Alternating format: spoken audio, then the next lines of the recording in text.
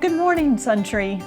Last weekend, I spent most of the weekend grand dog sitting in our home in Ormond Beach.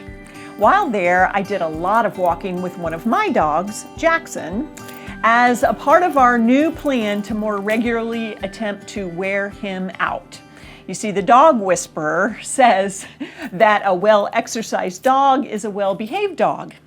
I don't know if that is true, but I'm desperate to find out. So Jack is getting a lot of exercise these days. It was super hot, just like it is here in Melbourne, but I realized on the first day how much easier it was to walk there because there were so many more trees in the neighborhood. I would walk for a stretch under the heat of the sun, but just about the time it would be too hot, I would find myself in the shade, where for just a minute, we were sheltered from the sun.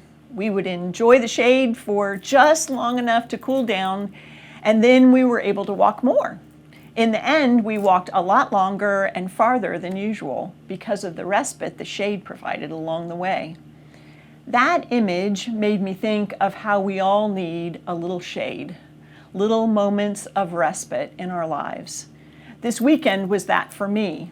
I worked while I was there, but I also walked and breathed and disconnected a bit from the daily grind of doing ministry in the midst of a pandemic, which honestly makes everything harder than it would normally be. I spent some time at the beach, time with Scott, with family. I exhaled for a little while. And in exhaling, I realized how often navigating life right now can feel a lot like holding your breath. But we have to exhale.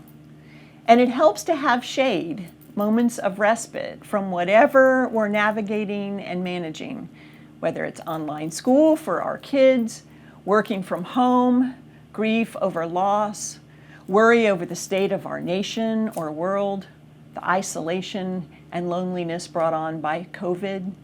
Those moments of shade can renew us and give us just enough strength to keep going, to keep moving forward, no matter what we are dealing with.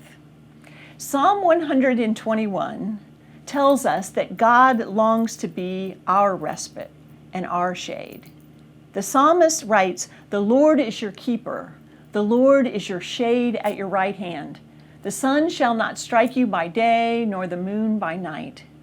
It goes on, "The Lord will keep you from all evil. He will keep your life.